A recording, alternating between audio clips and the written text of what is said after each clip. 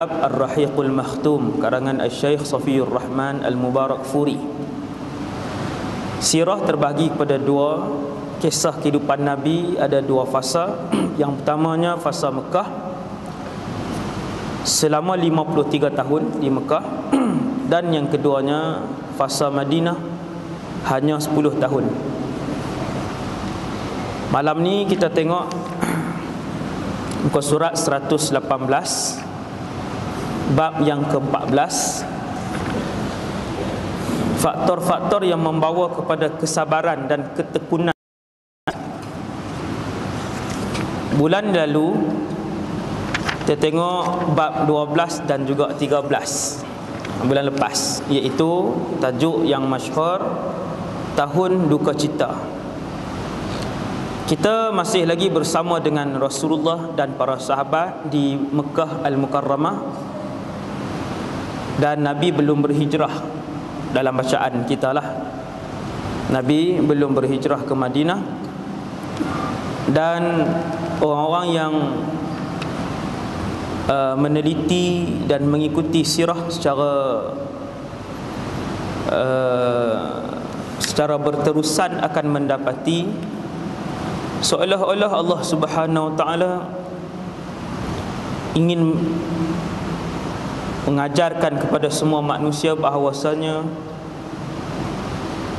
lagi banyak ujian yang diberikan oleh Allah, dan apabila seseorang itu lulus dengan ujian Allah, sakit, celaan daripada orang, masalah daripada keluarga, tempat kerja dan sebagainya, maka ketahuilah ketika itu Allah ingin mengangkat martabat manusia itu lebih tinggi dan lebih dekat kepada Allah Subhanahu Wa Taala, dan menunjukkan bahawa Allah sayang kepada orang itu, seperti mana ujian yang diberikan oleh Allah kepada Nabi sallallahu alaihi wasallam yang tidak berhenti-henti semenjak daripada sebelum Nabi dilahirkan sampailah Nabi meniti hari-hari kehidupan sepanjang hidup di Mekah dan juga di Madinah.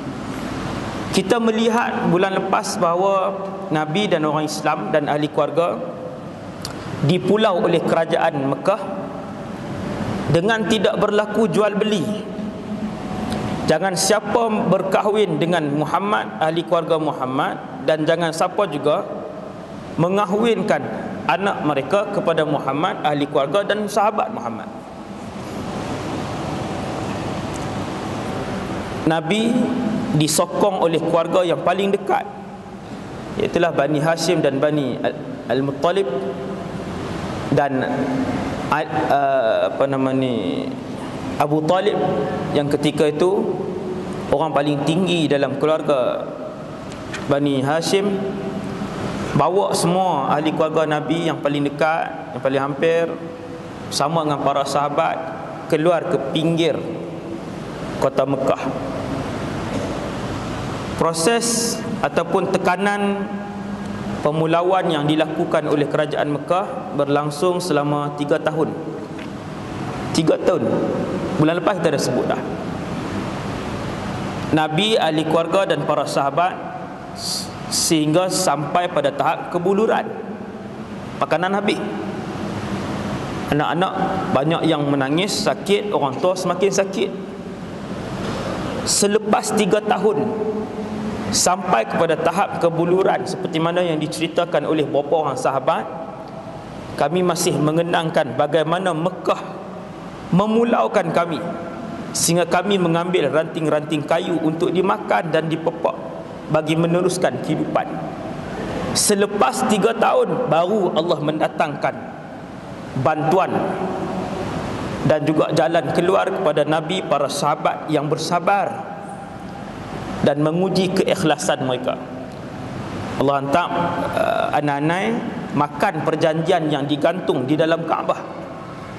Maka Nabi pun minta supaya mereka tengok, sekiranya tak ada, Abu Talib minta, sekiranya tak ada perjanjian tu, bermaksud berakhir perjanjian ini, arahan daripada Allah.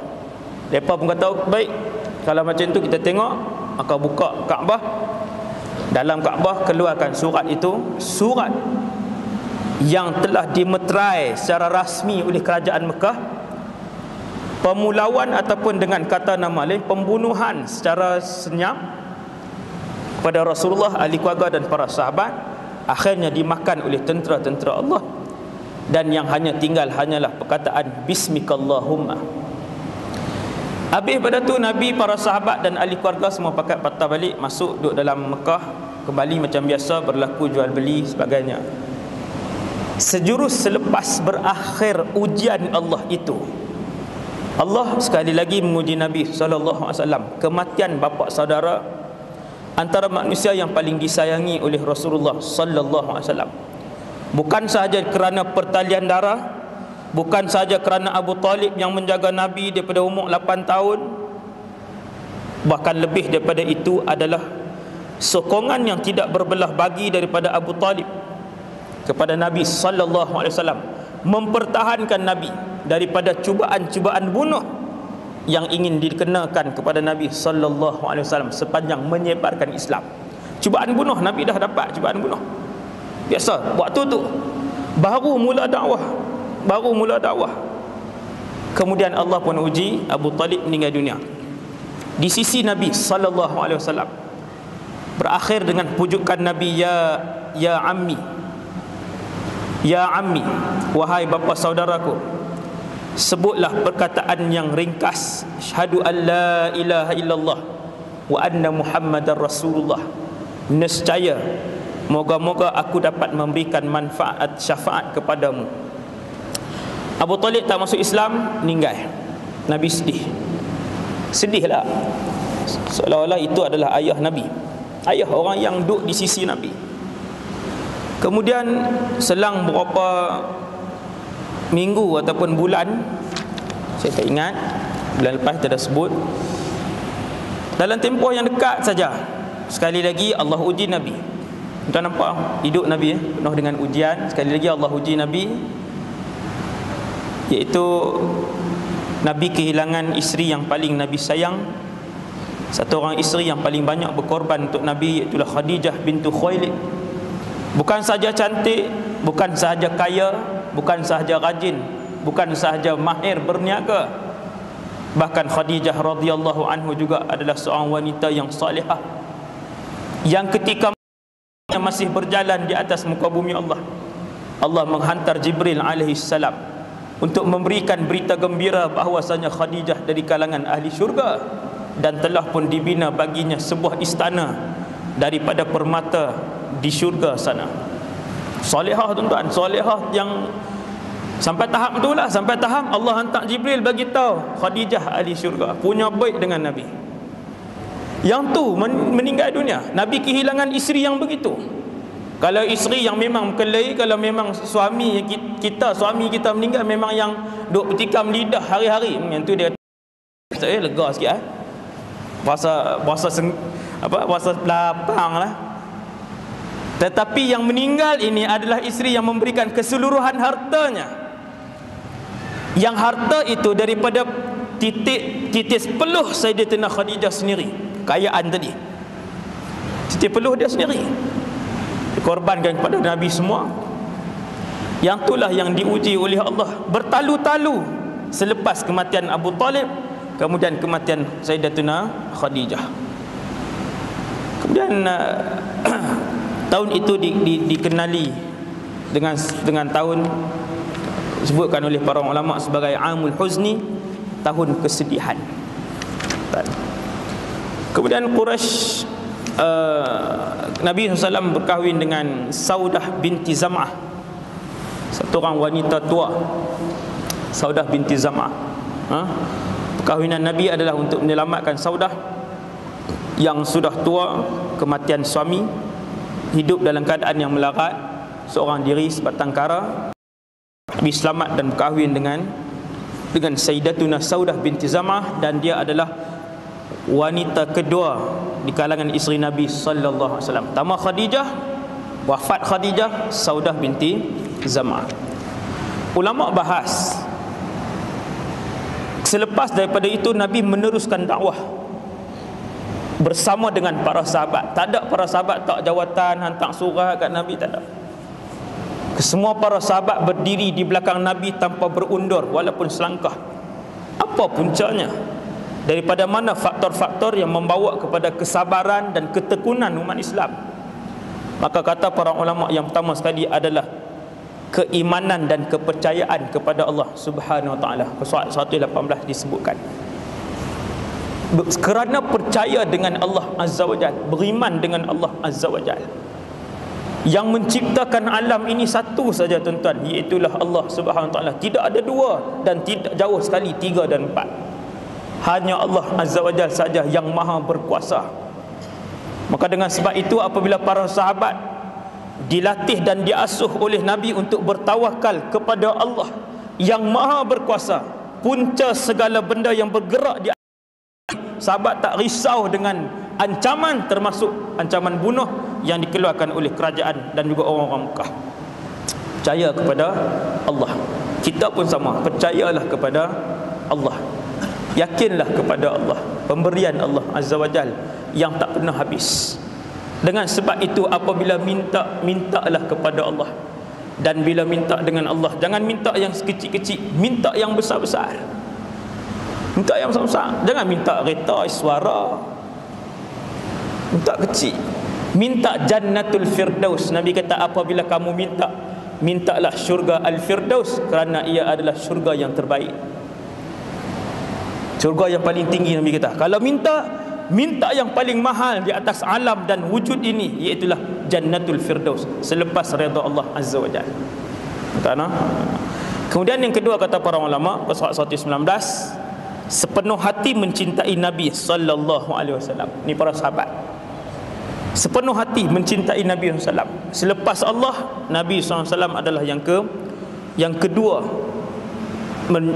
mereka menyayangi Nabi SAW. Sebab tu orang yang paling, yang saya sebut, kita dah sebut pada bulan lepas, saya tak baca dah ni, saya cuma baca tajuk dia aja. Benda tu telah dihuraikan. Kecintaan yang kuat di antara hati para sahabat yang bertaut dengan hati Nabi SAW membuatkan para sahabat tidak seorang pun yang berkanjak. Walaupun selama 10 tahun yang masuk Islam tidak melebihi 200 orang. Tak lebih 200 orang duduk dalam satu kelompok yang sangat sedikit.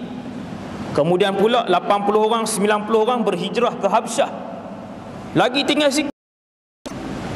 Tetapi ketika itu kita tak pernah dengar disebabkan tekanan para sahabat ada yang murtad, tak ada dalam sirah. Disebabkan tekanan, ancaman yang dikenakan, pemulauan yang dikenakan, kita tidak pernah membaca di dalam sirah para sahabat murtad dan meninggalkan Rasulullah, tidak seorang pun, kerana kecintaan dan kasih sayang mereka kepada Rasulullah. Sebab itu apabila satu hari Sayyidina Abu Bakar menyampaikan Islam, orang rumun Abu Bakar, pukul Abu Bakar, sehingga Abu Bakar hampir mati ketika itu kalau tidak diselamatkan oleh kabilahnya. Kabilah dia mai selamatkan. Tak sedap apa dah, pingsan, berlumuran darah tubuh badan Abu Bakar daripada muka sampai ke badan. Kita semua berdakwah, tak pernah orang pukul lagi. Tak pernah orang pukul kita, belum pernah. Betapa ringannya usaha dakwah yang kita lakukan. Bukan maksudnya pukul itu sebagai ukuran, tetapi kesungguhan Rasulullah SAW dan para sahabat dapat dilihat daripada situ. Tuan-tuan, bila dipukul, kabilah dia mai selamat, bawa balik pergi rumah mak dia pun rawat sampai dia jaga. Keesokan harinya bila Abu Bakar jaga, celik-celik mata tengok muka mak dia. Soalan pertama daripada Abu Bakar, "Madza fa'ala Rasulullah?" Apa khabar dan keadaan Rasulullah? Hati para sahabat begitu terpaut dengan Rasulullah sallallahu alaihi wasallam. Mak dia kata, "Rehat dulu, makan dulu." Sagi tanya Muhammad. Mak dia waktu tu belum Islam. Sagi tanya Muhammad, "Lo makan dulu." "Aku tidak akan menjamah makanan ataupun minum minuman sehinggalah aku tahu madza fa'ala Rasulullah." Bagaimana keadaan Rasulullah. 2-3 kali sampailah mak dia bawa, lagi seorang lagi bawa pergi jumpa Nabi SAW. Dah lega, jumpa Nabi, tengok Nabi sihat, alhamdulillah. Punca kekuatan umat yang terdahulu, pertamanya keimanan kepada Allah, dan yang keduanya kecintaan kepada Nabi sallallahu alaihi wasallam. Kata ulama, yang ketiga rasa tanggungjawab para sahabat, rasa tanggungjawab. Sahabat-sahabat sebarkan Islam dengan rasa bahawasanya kalau aku tak sebarkan, tak ada orang yang akan sebarkan. Selepas ini Islam tidak akan berkembang. Sahabat rasa ketika hidup dengan Nabi tidak sebarkan, Islam tak sampai di Malaysia, Islam tak sampai di Eropah, Islam tak sampai di China, Islam tak sampai di India. Sahabat adalah pasukan pertama yang memikul dakwah Nabi SAW dan mengembangkan Islam. Rasa bertanggungjawab. Sebab tu Abu Dzar Al-Ghifari, bila dia masuk Islam, Nabi kata, balik ke perkampungan kamu di Ghifar. Seru mereka masuk Islam. Abu Dzar balik ke kampung dia. Sampai Nabi habis duduk di Mekah 13 tahun, Abu Dzar masih di kampung dia berdakwah. Sampai Nabi berhijrah, berlaku perang Badar, Abu Dzar masih di kampungnya berdakwah, mengislamkan Ghifar. Sampai berlaku perang Badar, sampai berlaku perang Uhud, sampai berlaku perang Khandaq, Abu Dzar masih lagi di Ghifar. Akhirnya selepas perang Khandaq, Abu Dzar bukan saja membawa satu kabilah, bahkan dua kabilah, Ghifar dan Aslam, kesemuanya memeluk agama Allah Azza wa Jalla. Dua kabilah dia Islamkan. Abu Dzar Al-Ghifari baru selesai, dia kata, ya Rasulullah, selesai tanggungjawab saya. Tuan-tuan, bukan dua buah rumah dia bagi masuk Islam, dua buah kabilah besar. Dia bawa mai ke Nabi. Nabi kata, Ghifar ghafarallahu laha, salamah Allah.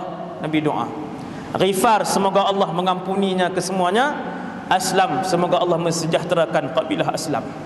Dua kabilah dia bawa mai. Lepas pada tu baru dia duduk di Madinah. Baru duduk Madinah selepas Khandaq lewat, tapi nama dia masyhur, Abu Dzar. Dan duduk dengan Nabi, tapi mana dah menjadi bayang-bayang Nabi sallallahu alaihi wasallam. Gimana? Para sahabat rasa bertanggungjawab. Kita anak sendiri tak tutup aurat lagi, anak sendiri, isteri sendiri, bukan orang luar, dekat-dekat. Entah, kurang rasa bertanggungjawab. Yang keempat, kata para ulama, iman yang tidak berbelah bagi kepada akhirat, percaya sungguh dengan akhirat. Nabi sampai bersumpah-sumpah. Nabi kata, ana Rasulullah, aku ni pesuruh Allah. Satu hari Nabi duduk kepada sahabat, Nabi beritahu, manusia, aku ni Rasulullah. Sahabat tahu, ya memang Rasulullah, kami percaya. Tapi Nabi nak sampaikan teks itu kepada umat akhir zaman, ana Rasulullah, aku ni pesuruh Allah. Allah menghantar aku untuk bagi tahu kepada kamu bahawasanya beriman kepada Allah. Al-jannatu haq, Nabi kata syurga itu benar. Wan naru haq, neraka itu benar. Was-siratu haq, sirat ataupun titian itu benar. Nabi duk sebut satu-satu. Kita boleh bayang waktu Nabi sebut tu betapa bersungguh-sungguhnya Nabi nak sampaikan Islam kepada umat akhir zaman ini. Bila Nabi kata syurga itu betul, neraka itu benar, timbangan itu benar, mahsyar itu benar, kalian pasti menyaksikan, percaya ataupun tidak. Nabi kata, Allahumma fashhad, ya Allah bersaksilah, wa qad ballaghtu, aku dah beritahu. Nabi yang macam tu nak minta penyaksian Allah, ya Allah aku dah sampaikan dah kepada mereka, sama ada mereka percaya ataupun tidak. Iman yang tidak berbelah bahagi daripada para sahabat kepada alam akhirat, percaya. Dan kelimanya isi kandungan Quran, menguatkan para sahabat. Satu ketika dulu Quran datang dengan berbagai-bagai jawapan. Sebab itu Quran perlu ditadabburkan. Baca Quran sambil baca terjemahan. Yang tak faham jangan buat faham sendiri. Tengok, tanya orang-orang yang alim. Yang tak faham tanya orang alim. Yang boleh faham, alhamdulillah. Ayat-ayat yang mudah. Membaca Al-Quran, mukjizat Al-Quran ini ialah, walaupun banyak kadangnya kita tidak faham ayat itu, akan tetapi ketahuilah Al-Quran itu sifatnya adalah cahaya. Al-Quran itu sifatnya cahaya. Apabila manusia rajin merenung Al-Quran, rajin mentadabbur Al-Quran, maka cahaya itu akan membersihkan hati orang yang selalu mentadabbur Al-Quran. Dia masuk, dia bersihkan. Sebab tu Allah mengarahkan untuk mentadabbur Al-Quran. Yang keenam kata para ulama, muka surat 123, tuan-tuan yang ada kitab, saya tak baca dah satu-satu. Kata para ulama, yang membuatkan para sahabat kukuh, tidak ada yang berundur, tidak ada yang menyerah kalah, berada di belakang Nabi SAW, adalah kejayaan berita-berita gembira yang disebutkan oleh Al-Quran. Apabila Allah menjanjikan kejayaan kepada orang beriman, bahawasanya bumi ini akan ditadbir oleh orang-orang yang beriman, Allah janjikan begitu. Bumi ini akan diwarisi oleh orang beriman. Allah janji dalam Quran, sayuhzamul jam'u wa yuwalluna dubur, kumpulan mereka yang bersatu itu tetap akan dikalahkan.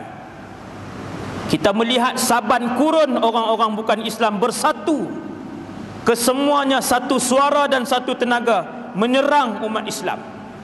Tuhan kata sayuhzamul jam'u, yakin kepada Allah bahawasanya banyak manapun, kuat manapun pakatan mereka, kesatuan mereka, mereka akan dikalahkan. Wa yuwalluna dubur, dan mereka akan pulang berpaling lari. Ayat-ayat macam inilah yang membuatkan para sahabat jadi tenang. Menjadi tenang apabila Mekah sekali lagi mengancam untuk menghalau keluar.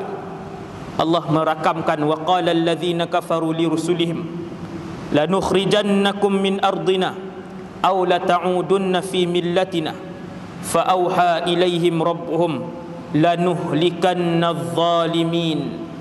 Dan tatkala orang-orang kafir berkata kepada rasul-rasul, daripada dulu sekali begitu, daripada dulu sekali semua rasul, pemerintah pada zaman tu kata, lanukhrijannakum min ardina, kami akan usir hangpa semua keluar daripada bumi ini, sehingga au ilaan, sehinggalah kamu semua kembali kepada agama lama.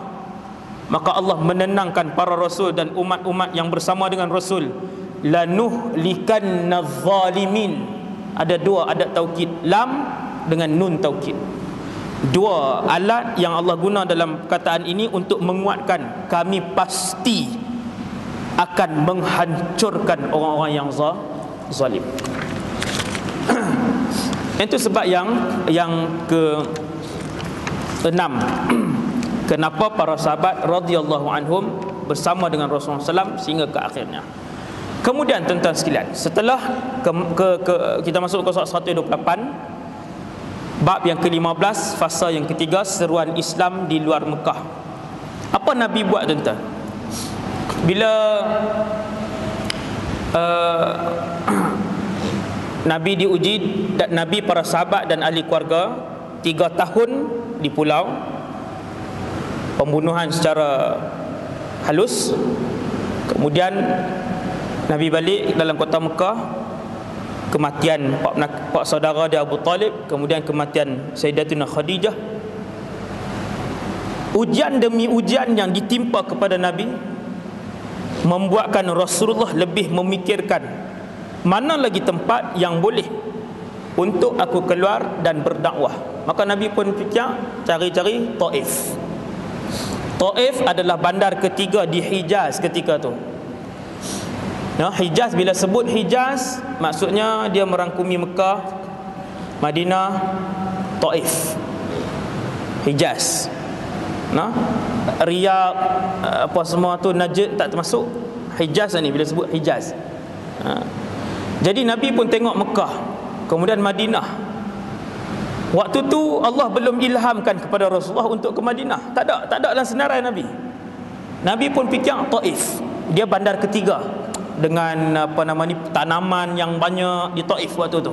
Antara pusat kegiatan ekonomi, pusat ibadah berhala lah. Selepas Mekah, berhala yang paling besar ada di Taif. Tak ada di Madinah, ada di Taif. Taif ni antara bandar besar. Jadi Nabi pun selepas diuji oleh Allah, ujian demi ujian demi ujian, Nabi nak ajak kita semua bahawasanya, macam yang saya sebut pagi tadi, kehidupan ni bukanlah destinasi terakhir.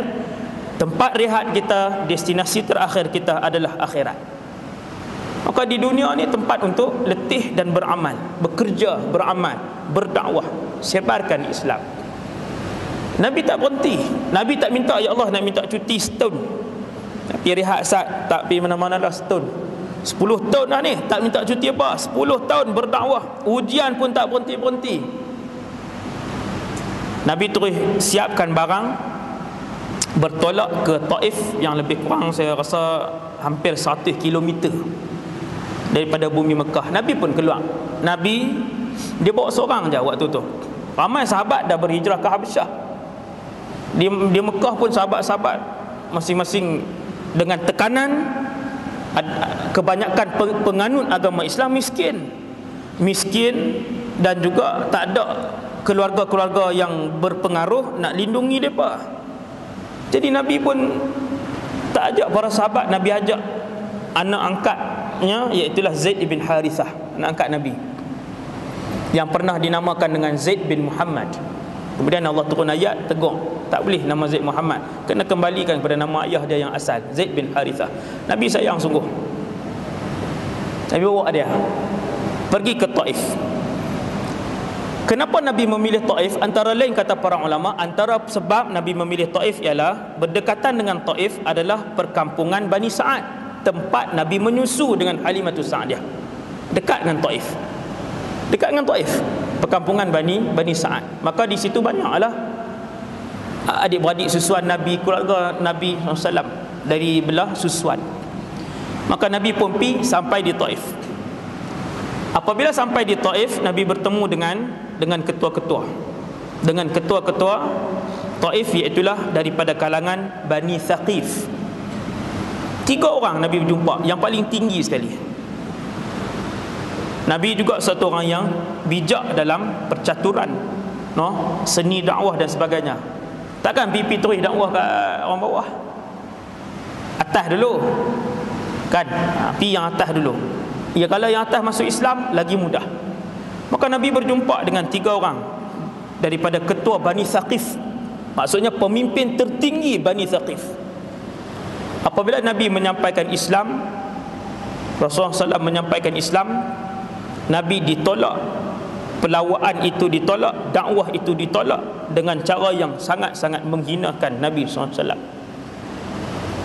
Tiga-tiga berkeluar kata-kata yang kesat kepada Rasulullah. Bayang tengok situasi Nabi waktu tu. Mekah dah tak mau terima, Nabi baru kehilangan Khadijah dan juga Abu Talib dalam macam-macam.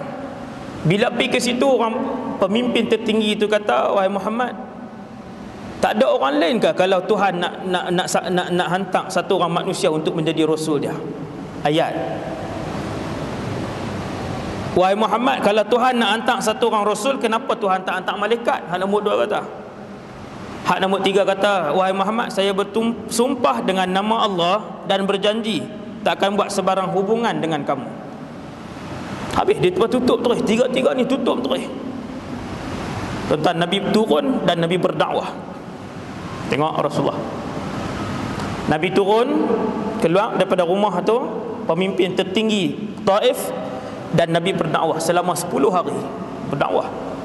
Hari pertama Nabi berdakwah, macam biasalah, macam penduduk Mekah, semua ejek Nabi, hina Rasulullah, yang paling batu, yang paling sebagainya. Sampailah hari yang ke-10, mereka himpunkan orang yang ramai mengejar Nabi SAW dan juga Zaid bin Thabit. Ligan. Ketika itulah baru Nabi keluar daripada Taif. Sampai tahap tu. Waktu itulah baru Nabi keluar daripada Taif. Baru Nabi ajak Zaid bin Harithah keluar daripada Taif dalam keadaan daripada susun orang kiri dan kanan, wanita, kanak-kanak dan orang tua.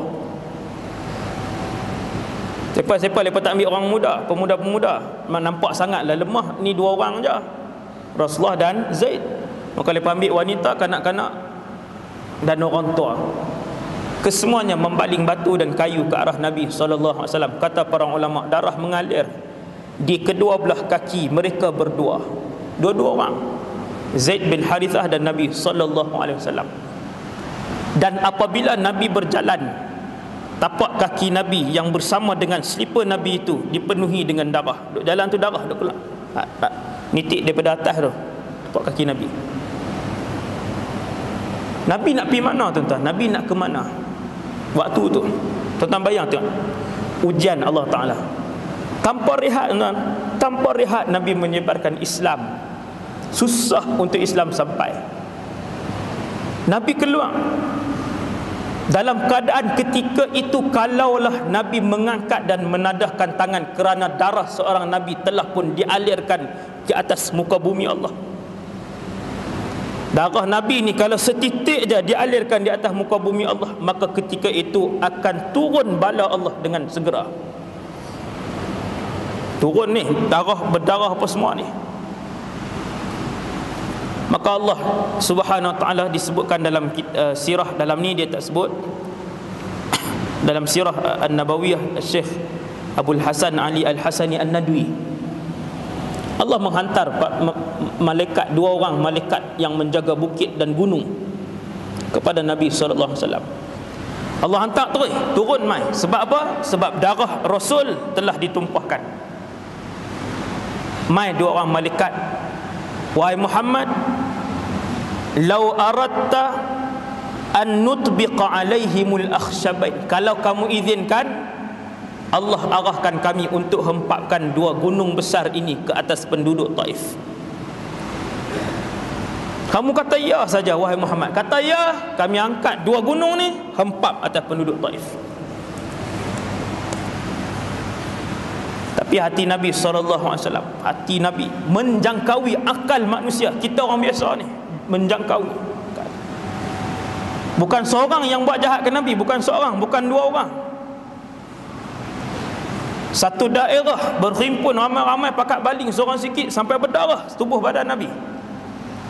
Apabila ditawarkan oleh Allah untuk melenyapkan seluruh penduduk Taif, Nabi kata, la, jangan.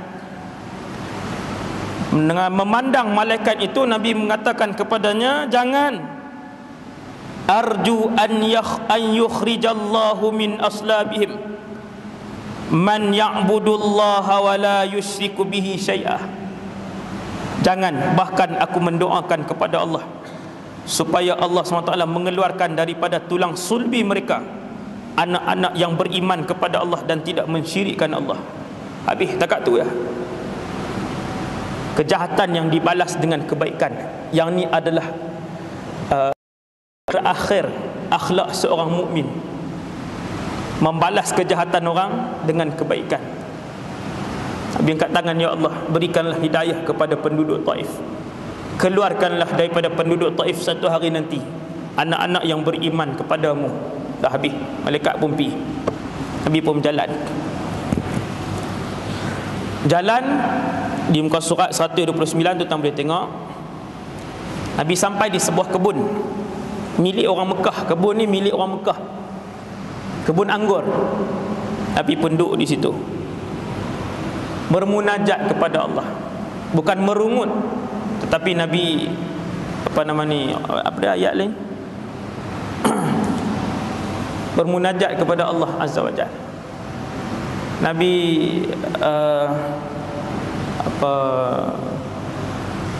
memohon simpati daripada Allah Subhanahu wa taala dengan sebuah sepotong doa yang sangat masyhur, seperti mana yang tuan boleh tengok dalam kitab-kitab hadis. Kata Nabi, ya Allah, ya Tuhan kami, ashku ilaika dha'fa quwwati, kata Rasulullah,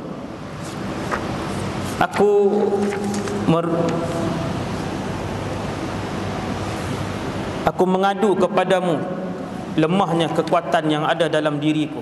Ini bila Nabi masuk dalam dalam kebun tadi ni, Nabi duduk mengadu kepada Allah Subhanahu wa taala, Allahumma ilaika ashku dha'fa quwwati. Ya Allah, ya Tuhanku, aku mengadu kepadamu lemahnya aku ni, wa qillata hilati, aku tak tahu nak buat apa dah, tak ada taktik dah.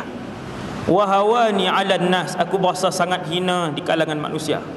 Ya arhamar rahimin, Nabi doa, wahai Tuhan yang Maha Pengasih, anta rabbul mustata'afin, kamu adalah Tuhan kepada orang-orang yang lemah macam kami. Ini munajat Nabi sallallahu alaihi wasallam. Anta rabbi, kaulah Tuhanku. Kepada siapa lagi kau nak aku bertawakal?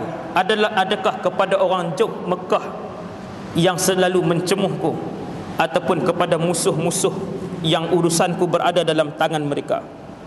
Akhirnya Nabi kata, illam yakun bika ghadabun alayya fala ubali. Ya Allah, seandainya semua yang aku terima ini bukan dah disebabkan kemurkaanmu, fala ubali, aku tidak kisah. Nabi ajak tuan, tak kisah tuan. Nabi kata, kalau semua yang aku dapat ini bukan disebabkan murkamu, ya Allah, aku tak kisah, tak apa. Ujilah ya Allah, ujilah ya Allah, kalau bukan disebabkan kemurkaanmu. Nabi pun duduk rehat dengan Zaid bin Thabit, Zaid bin Harithah di situ. Kemudian pemilik kebun tadi ni, dua orang yang memang Nabi kenal. Dia tengok dari jauh je, tengok dari jauh, dia tengok yang tu je. Allah Azza wa Jalla campakkan sedikit ihsan dalam hati mereka melalui mereka.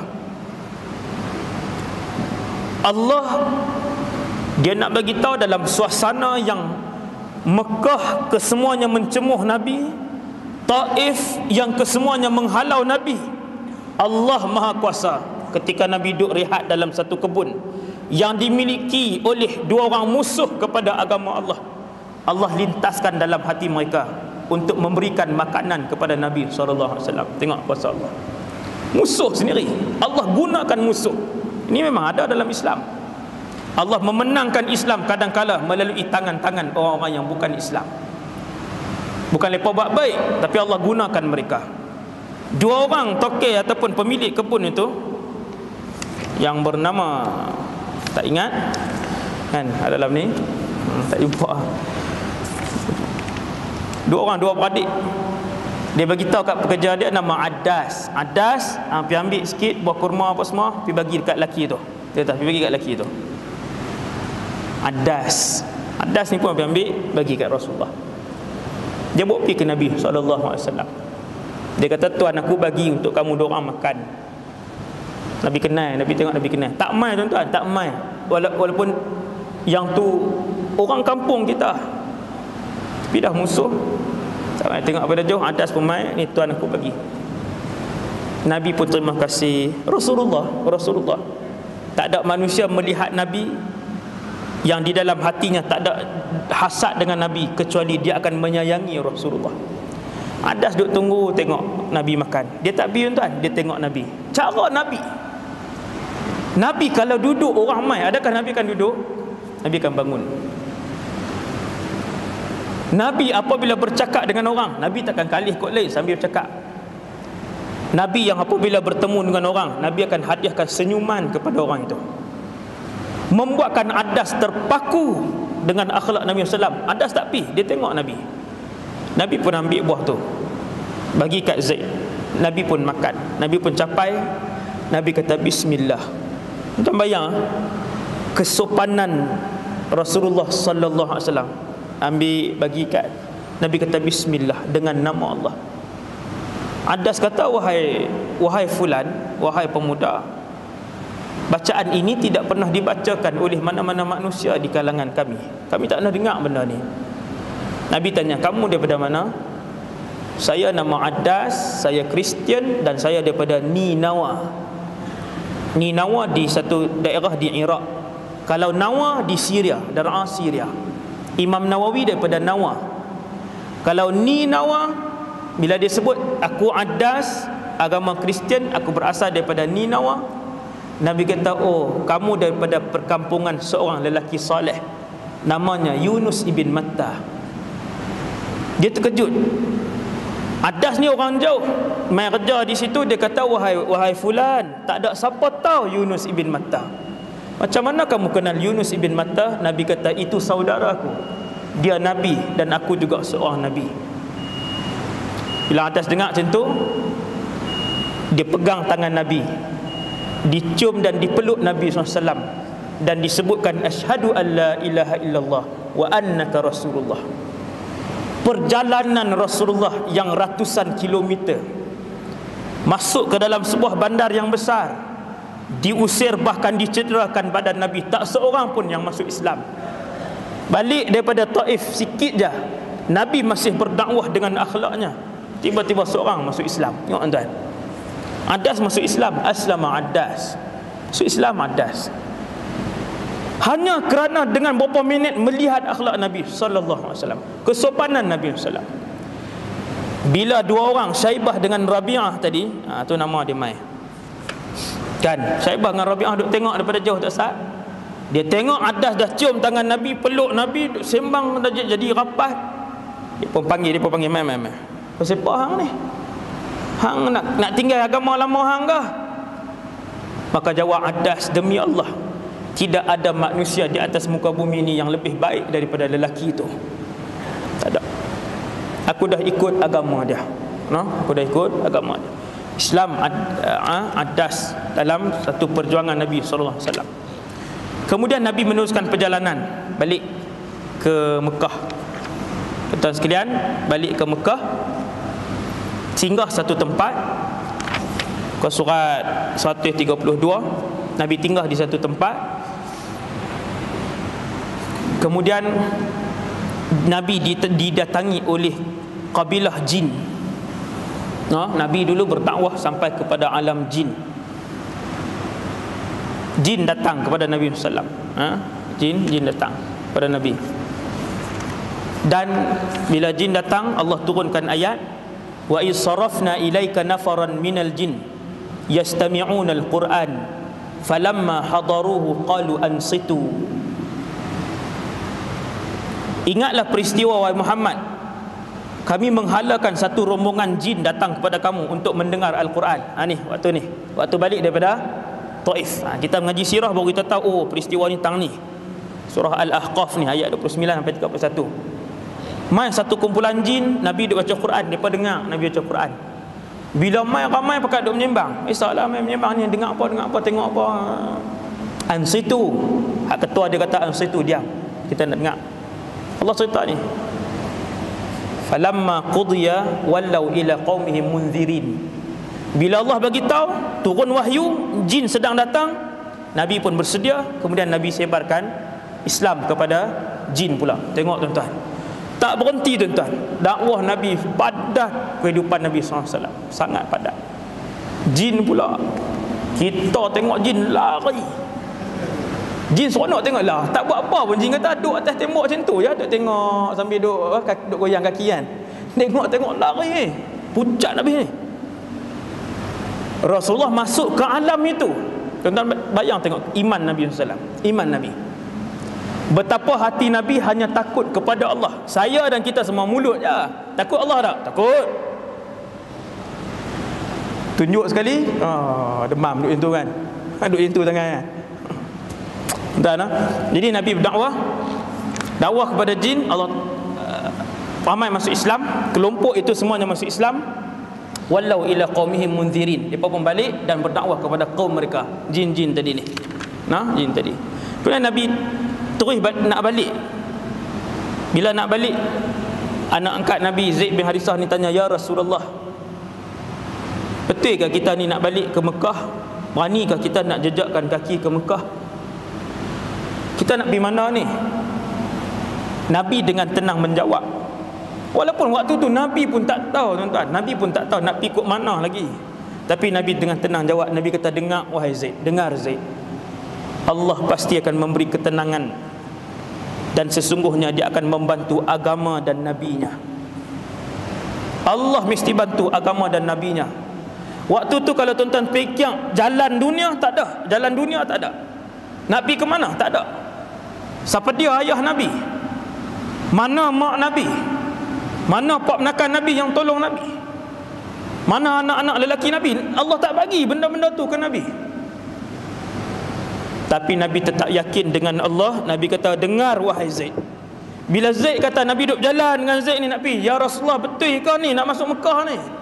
Nabi kata, dengar wahai Zaid, Allah mesti bagi kemenangan dan Allah akan membantu agama dan nabinya.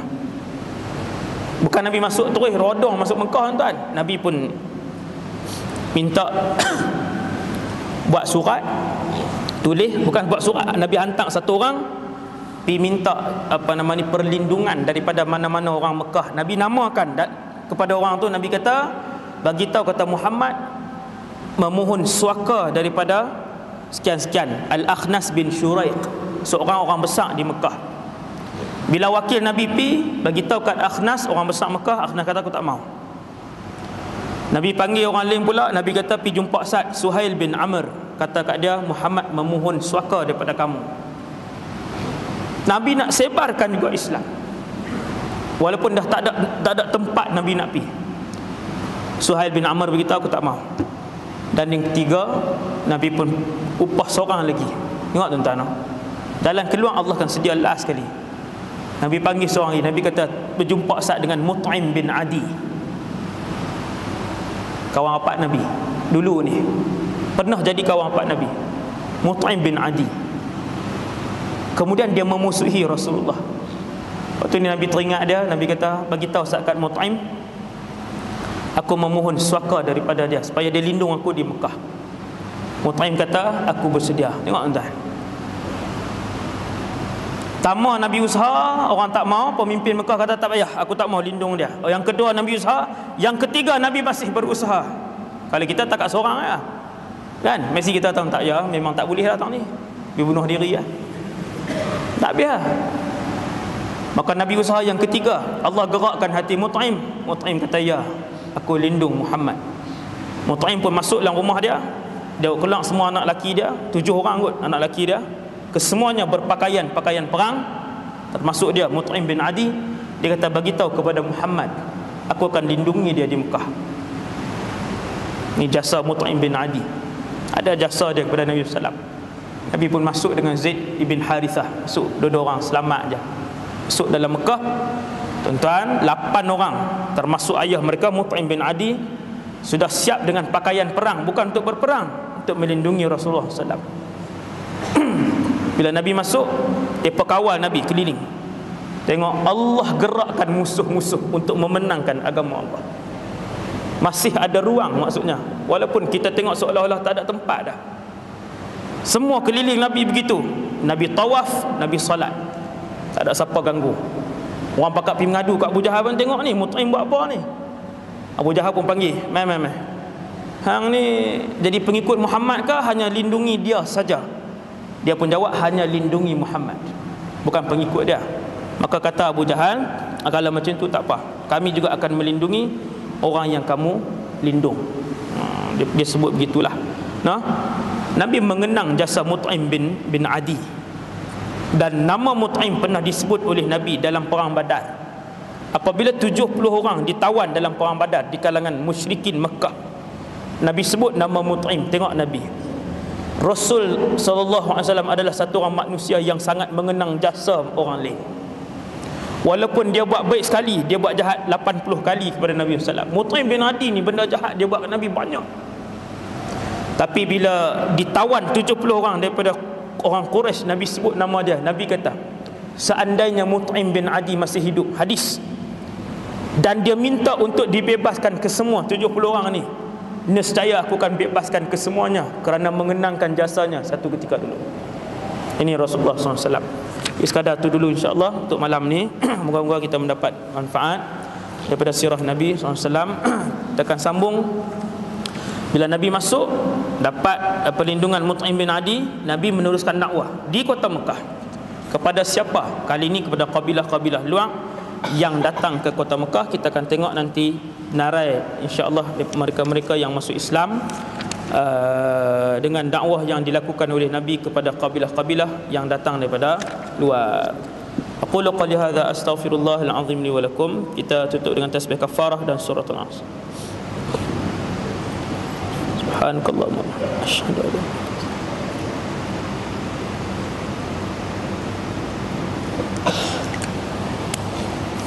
Bismillahirrahmanirrahim. Alhamdulillahirabbil alamin, wassalatu wassalamu ala asyrafil anbiya'i wal mursalin wa ala alihi washabbihi ajma'in. Allahumma 'allimna ma yanfa'una, ya Allah ajarkanlah ilmu yang bermanfaat kepada kami. Wanfa'na bima 'allamtana, ya Allah manfaatkanlah ilmu yang Kau curahkan kepada kami. Wazidna 'ilman wa 'amalan wa ikhlasan fi hayatina. Tambahkanlah kepada kami ya Allah ilmu, amal, ibadah dan keikhlasan dalam kehidupan kami. Sallallahu alaihi wasallam Muhammad wa ala alihi wasallam. Alhamdulillahirabbil alamin. Assalamualaikum warahmatullahi wabarakatuh.